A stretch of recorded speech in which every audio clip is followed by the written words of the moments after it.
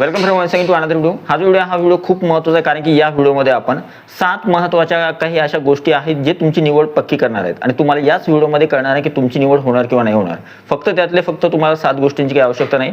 फक्त जवळपास 3 किंवा 4 मुद्दे किंवा 3-4 पॉईंट्स जरी असले किंवा 3-4 गोष्टी तुमच्याजवळ असेल तरी सुद्धा तुमची निवड शक्य आहे. कशा पद्धतीनं आणि का, कोणते असे महत्त्वाचे मुद्दे आहेत त्या संदर्भात जाणून घेणार आहोत या व्हिडिओमध्ये. व्हिडिओ जो आहे खूप डिटेलमध्ये आहे.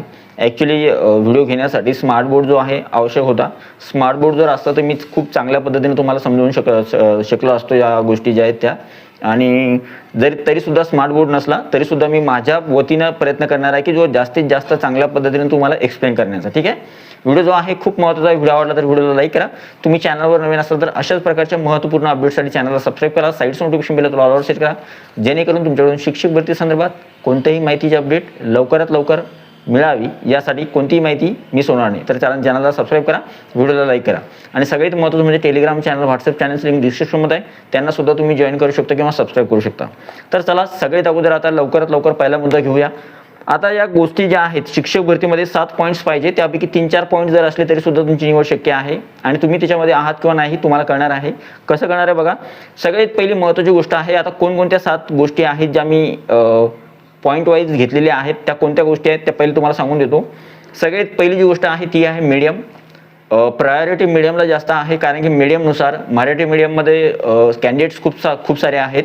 उर्दू मीडियम, नंतर हिंदी मीडियम आणि नंतर इंग्लिश मीडियम. इंग्लिश मीडियममध्ये आणि उर्दू मीडियममध्ये स्पर्धा थोडी कमी आहे, त्याच्यामुळे यांना थोडा स्कोप आहे. पण मराठी मीडियमला काही हरकत नाही, काळजी करायची आवश्यकता नाही तुम्हाला. तुमच्यासाठीच हा व्हिडिओ आहे, त्याच्यामुळे मराठी मीडियम किंवा इंग्लिश मीडियम आणि उर्दू मीडियम सर्व मीडियमसाठी हा व्हिडिओ आहे. पहिला जो पॉईंट असणार आहे आपला तो असणार आहे खूप महत्त्वाचा आहे, तो आहे medium wise. Medium wise vacancy किती येणार आहे ते सुद्धा डिपेंड करणार आहे. ठीक आहे. पहिला पॉईंट सांगितलं मी तुम्हाला मीडियम आहे, माध्यम. दुसरा जो पॉईंट आहे तो आहे सब्जेक्ट. आता सब्जेक्ट कसं, उदाहरणार्थ समजा तुम्ही आर्टचे असाल किंवा कॉमर्सचे असाल किंवा सायन्सचे असाल, कोणत्याही फॅकल्टीचे असले तरी सुद्धा तुमचा जो सब्जेक्ट आहे तो खूप महत्त्वाचा आहे किंवा खूप मॅटर करणार आहे तुमच्या सिलेक्शनमध्ये. कसं, आता समजा फॉर एक्झाम्पल तुम्ही जर समजा 8 फॅकल्टीचे असाल तर तुम्ही 1 ते 5 साठी किंवा वर्ग 6 ते 8 साठी, 9वी 10वी किंवा 11वी 12साठी कोणत्याही वर्गासाठी अप्लाय करत असाल तर त्यावेळेस तुम्ही तो वर्ग जो आहे तो आणि तुमचा जो सब्जेक्ट आहे, सोशल सायन्स असेल, हिस्ट्री असेल, जिओग्राफी असेल, केमिस्ट्री असेल, फिजिक्स असेल, बायो असेल, जो काही सब्जेक्ट असेल त्या सब्जेक्टनुसार तुम्हाला विचार करायचा आहे आणि त्यानुसार तुम्हाला कॅल्क्युलेशन करायचं. ठीक आहे. तिसरी जी गोष्ट आहे ती आहे तुमची निवड करण्यासाठी फायदेशीर असणारी, ती आहे व्हॅकन्सी. आता यावर्षी व्हॅकन्सी तर अजून आता सद्यस्थितीमध्ये पोर्टलवर जाहिराती येत आहेत आणि अजून एक आतली गुड न्यूज सांगतोय की यावर्षी जाहिरातीसुद्धा ज्या आहेत कमीसुद्धा येणार नाही आहे आणि जाहिराती जवळपास चांगल्या पद्धतीने किंवा भरपूर किंवा असं म्हणता येईल की जाहिराती ज्या आहेत बऱ्यापैकी जाहिराती ज्या आहेत पवित्र पोर्टलवर येणार आहे, त्याच्यामुळे सगळ्या अभ्यर्थ्यांना ज्या आहे त्याचा फायदा होणार आहे शिक्षक पदभरतीमध्ये. तर तिसरा जो पॉईंट असणार आहे आपला तो आहे व्हॅकन्सी.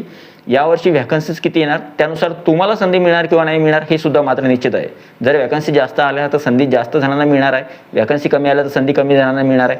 पण याच्यामध्ये फॅक्टर असा आहे की तुम्हाला जे 7 पॉईंट मी सांगितले त्या 7 पॉईंटमध्ये हा व्हॅकन्सी यासाठी आहे की जर व्हॅकन्सी कमी जरी आल्या तरी सुद्धा तुम्ही लागणार किंवा नाही लागणार हे तुम्हाला कळणार आहे. त्याच्यामुळे व्हॅकन्सी हा महत्त्वाचा तिसरा घटक आहे.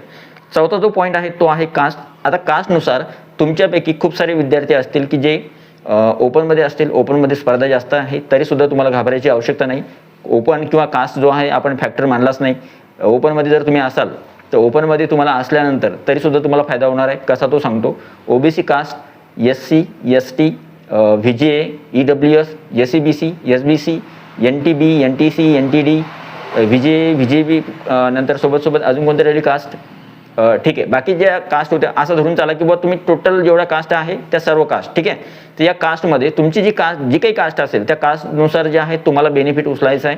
तुमच्या कास्टमध्ये किती विद्यार्थी असतील, तुमच्या कास्टमध्ये स्पर्धा असू शकते, तुमच्या कास्टमध्ये स्पर्धा नसू शकते, तुमच्या कास्टमध्ये जास्तीत जास्त असं म्हणू शकतो की जास्तीत जास्त विद्यार्थ्यांचा स्कोअर चांगला आहे, तुमच्या कास्टमध्ये विद्यार्थी संख्या कमी आहे, तुम्हाला स्कोप जास्त आहे, तरीसुद्धा जो आहे हा फॅक्टर खूप महत्त्वाचा आहे.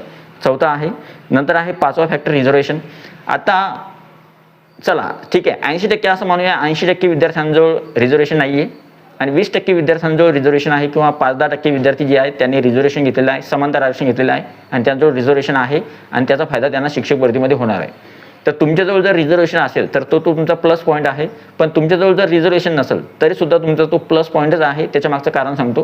कारण की आपण यापैकी फक्त आपल्याला 3 किंवा 4 गोष्टी असणार आहे किंवा 3 किंवा 4 गोष्टी लागणार आहे फक्त निवड होण्यासाठी. त्याच्यामुळे रिझर्वेशन असलं काय किंवा रिझर्वेशन असलं काय तरीसुद्धा आपली निवड होऊ शकते. कशी काय ते मी सांगणार आहे तुम्हाला व्हिडिओमध्ये. ठीक आहे. रिझर्वेशन जे आहे ते कोणतं? महिला, अपंग, खेळाडू, प्रकल्पग्रस्त, धरणग्रस्त, भूकंपग्रस्त, 100च्या 100. ठीक आहे. खूप सारे आहेत. त्याच्यापैकी कोणते एक तुम्हाला जर असेल तर त्यावेळेस तुम्हाला बेनिफिट मिळणार. ओके. पुढची जी गोष्ट आहे ती आहे मुद्दा क्रमांक 6 प्रिफरन्स. आता ज्या विद्यार्थ्यांनी उदाहरणार्थ समजा तुमचे मार्क्स कमी असतील, तुमचा सब्जेक्ट वेगळा असेल, तुमचं मीडियम वेगळं असेल किंवा तुमची व्हॅकन्सीज किती आहे काय नाही, तरीसुद्धा तुम्हाला एक गोष्ट लक्षात ठेवायची ती आहे जाहिराती येतील. जाहिराती आल्यानंतर तुम्हाला प्रिफरन्स द्यावेच लागणार आहे. जर तुम्ही प्रिफरन्स देणार नाही तर तुमची निवड होणार नाही. तर प्रिफरन्स देताना तुम्हाला काळजी अशी घ्यायची आहे, जर तुम्ही परफेक्ट किंवा स्मार्ट स्ट्रॅटेजी वापरली आणि प्रिफरन्स जर व्यवस्थित दिले तरीसुद्धा तुमची निवड होऊ शकते कमी स्कोअर असल्यानंतर सुद्धा. हे खरं आहे आणि ही रिॲलिटी आहे. कारण की यावर्षी कट ऑफ जो आहे किंवा मेरिट जो आहे तो वेगळा लागणार आहे. कशानुसार? मीडियमनुसार, सब्जेक्टनुसार, तुमच्या कास्टनुसार आणि विशेष म्हणजे तुमच्या डिस्ट्रिक्टनुसार सुद्धा. कदाचित असं होऊ शकतं तुमच्या जिल्ह्यामध्ये मेरिट कमी येईल, कदाचित असं होऊ शकतं सगळ्यात जास्त मेरिट तुमच्याच जिल्ह्याचा असेल. ठीक आहे. त्याच्यामुळं हा सुद्धा फॅक्टर जो आहे तो खूप महत्त्वाचा आहे. कोणता? जो मी आता तुम्हाला सांगितला प्रिफरन्स खूप महत्त्वाचा आहे तुमच्यासाठी. हा शेवटचा चान्स आहे किंवा शेवटची संधी आहे तुम्हाला कशासाठी? निवड होण्यासाठी. पुढची गोष्ट आहे ती आहे सगळ्यात महत्त्वाची, ज्याच्याशिवाय पर्यायच नाही किंवा ज्याला पर्याय नाही किंवा ज्याला ऑप्शन नाही, तो आहे टेटचा स्कोअर. तुमच्या टेट परीक्षेमधला स्कोअर किती आहे?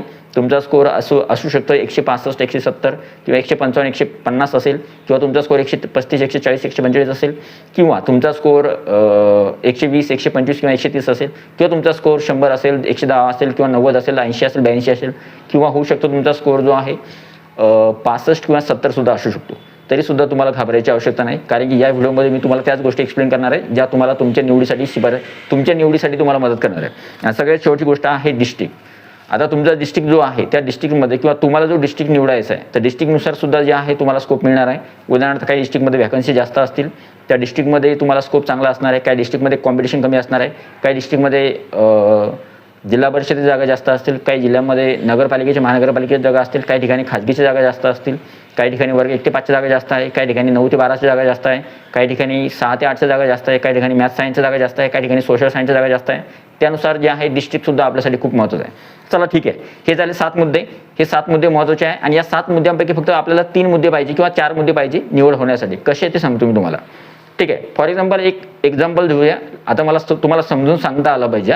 जसं मी विचार केला आहे त्यानुसार तुमच्यापर्यंत ते डिलिव्हर झालं पाहिजे, तरच व्हिडिओची जे आहे तरच तुम्हाला कळेल किंवा मला काय सांगायचं आहे. फॉर एक्झाम्पल चला धरूया. ठीक आहे. पहिला ओपनचा कॅन्डिडेट आहे. ओपन कॅन्डिडेटला स्पर्धा करावी लागेल. ठीक आहे. म्हणजे त्याचा निगेटिव्ह पॉईंट हा आहे की त्याची कास्ट जी आहे किंवा तो जो कॅटेगरीमध्ये येतोय ती ओपन आहे. त्यानं कोणत्याही प्रकारचं जात प्रवर्गामध्ये तो नाही आहे, खुल्या प्रवर्गामध्ये तो येतो आणि त्याला त्याची शिक्षक भरतीमध्ये निवड करायची. ठीक आहे. म्हणजे त्याचा जो एक पॉईंट नाही आहे तो कोणता? कास्टनुसार तो मायनस आहे की निगेटिव्हमध्ये आहे. त्याला त्या गोष्टीचा फायदा होणार नाही आहे, उलट त्याचं नुकसान आहे. मग त्याला कॉम्पिटिशन जास्त करावं लागणार. पण मग बाकीच्या गोष्टी त्याजवळ आहेत का ते बघूया. ठीक आहे. त्याजवळ कास्ट नाही आहे, रिझर्वेशनचा त्याचा फायदा घेतलेला नाही आहे, कोणत्याही प्रकारचं रिझर्वेशन नाही आहे. ठीक आहे. त्याचा स्कोअर जो आहे तो जेमतेम आहे. स्कोअरला आपण यस केलं. डिस्ट्रिक्ट जो आहे त्याला सुद्धा यस केलं आपण. डिस्ट्रिक्टनुसार सुद्धा तो फायदा उचलू शकतो. प्रिफरन्स जो आहे त्याचा सुद्धा फायदा तो उचलू शकतो. आणि सगळ्यात महत्त्वाची गोष्ट जी आहे ती आहे मीडियम. जर तो इंग्लिश किंवा उर्दू मिडियमचा आहे तर त्यावेळेस मात्र त्याला स्कोप असणार आहे या शिक्षक पद भरतीमध्ये. ठीक आहे. पहिला पॉईंट क्लिअर झाला. दुसरा पॉईंट आर्ट आहे. 125 किंवा 130 स्कोअर आहे. तुमचा सब्जेक्ट आर्ट आहे. त्यावेळेस तुमचं मीडियम मराठी मीडियम आहे. चला मराठी मीडियम धरू. सब्जेक्ट जो आहे तो आर्ट विषयानुसार आहे. जोही असेल तुमचा सब्जेक्ट तो. तर मीडियम जो आहे मीडियम मराठी आहे. पहिले अगोदर स्कोअर सांगून देतो. 125 ते 130 स्कोअर आहे. इथे मी ॲक्च्युली रफमध्ये लिहिलं आहे पण मला तुम्हाला एक्सप्लेन करायचं. ठीक आहे. जर समजा स्कोअर आहे एखाद्या उमेदवाराचा स्कोअर आहे 130, त्याचं मराठी मीडियम आहे. मीडियम त्याचं मराठी आहे, त्याला कॉम्पिटिशन जास्त करावं लागणार. Cross mark. सब्जेक्ट त्याचा जो आहे तो आर्ट फॅकल्टीला सायन्स फॅकल्टीला बिलॉंग करतो. सब्जेक्टमध्ये प्लस आहे म्हणजे करेक्ट. व्हॅकन्सीमध्ये जो आहे व्हॅकन्सी जी आहे तर व्हॅकन्सी बऱ्यापैकी आल्या, कमी नाही आल्या जास्तही नाही आल्या, बऱ्यापैकी आल्या तरीसुद्धा चालते. ठीक आहे. टिकमार्क केलं. 2 झाले. तिसरं जे आहे कास्टमध्ये तो कोणत्या कास्टमध्ये येतो? तो ओबीसी कास्टमध्ये येतो. आपण सांगितलं ओबीसी कास्टमध्ये कॉम्पिटिशन आहे. नो.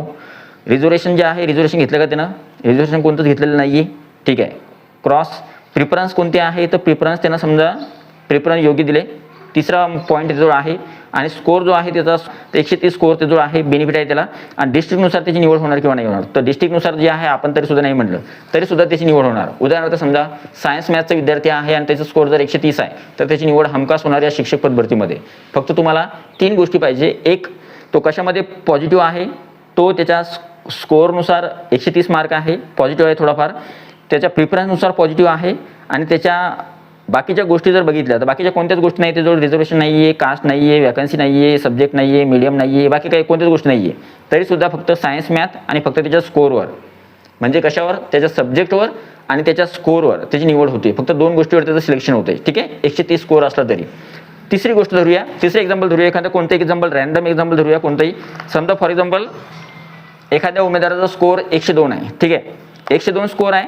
आता या उमेदवाराचा नंबर लागणार कसा बघा, 102 स्कोअर आहे, स्कोअर खूप कमी आहे, तरी सुद्धा या उमेदवाराचा नंबर लागणार जर त्याचा 1 पॉईंट स्ट्रॉंग असला तर. कोणता?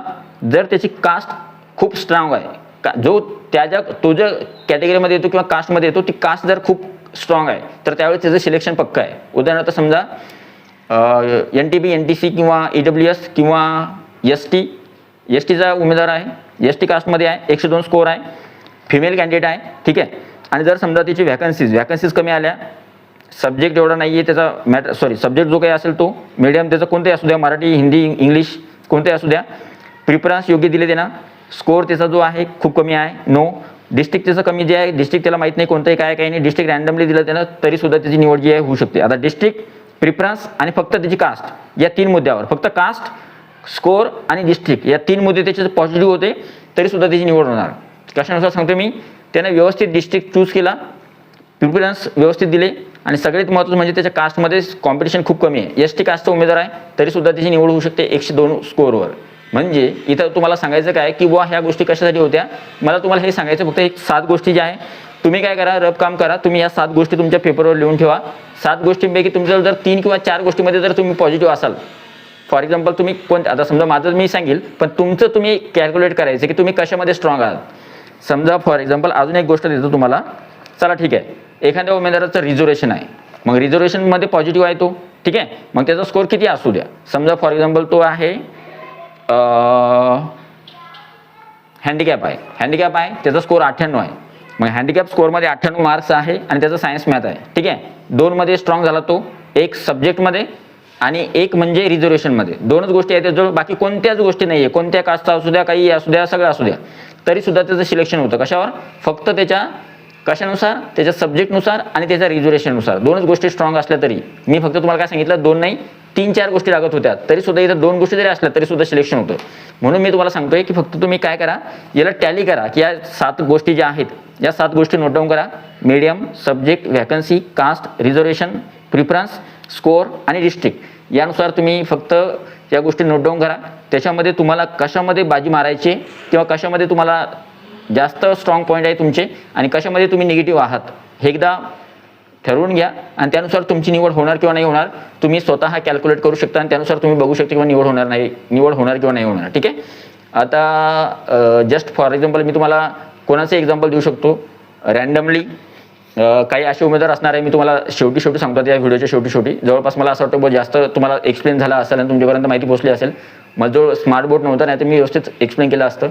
दुसरी एक महत्त्वाची गोष्ट म्हणजे हा जो व्हिडिओ आहे, या व्हिडिओच्या मला शेवटी एक गोष्ट सांगायची आहे, ती कोणती, ती अशी आहे बघा, निवड 140 वाल्या उमेदवाराची सुद्धा होणार, 155 वाल्या किंवा 160 उमेदवाराची सुद्धा होणार, 120 किंवा 122 मार्क असणाऱ्या उमेदवाराची सुद्धा निवड होणार, 112 मार्क असणाऱ्या उमेदवाराची सुद्धा निवड होणार, 100 मार्क असणाऱ्या उमेदवाराची सुद्धा निवड होणार, आणि 80 किंवा 65 मार्क असणाऱ्या उमेदवाराची सुद्धा निवड होणार.